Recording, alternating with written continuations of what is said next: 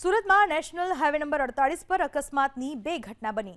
Mangrol Kosamba overbridge ઉપર થયેલા અકસ્માતને જોવાના ચક્કરમાં બીજો અકસ્માત થયો।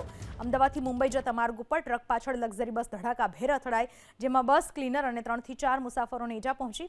આ અકસ્માતને જોવાની ફિરાકમાં સામેના રોડ ઉપર પણ અકસ્માત સર્જાયો, જેમાં ડમ્પર ચાલકે આગળ જતી કિયા કારને ટક્કર મારી। સદનસીબે આ અકસ્માતમાં કોઈ જાનહાનિ થઈ નથી।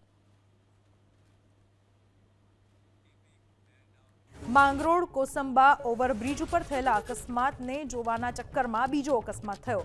અમદાવાદથી મુંબઈ જતા માર્ગ ઉપર ટ્રક પાછળ લક્ઝરી બસ ધડાકાભેર અથડાઈ, જેમાં બસ ક્લીનર અને 3 થી 4 મુસાફરોને ઈજા પહોંચી। આ અકસ્માતને જોવાની ફિરાકમાં સામેના રોડ ઉપર પણ અકસ્માત સર્જાયો, જેમાં ડમ્પર ચાલકે આગળ જતી કિયા કારને ટક્કર મારી। સદનસીબે આ અકસ્માતમાં કોઈ જાનહાનિ થઈ નથી।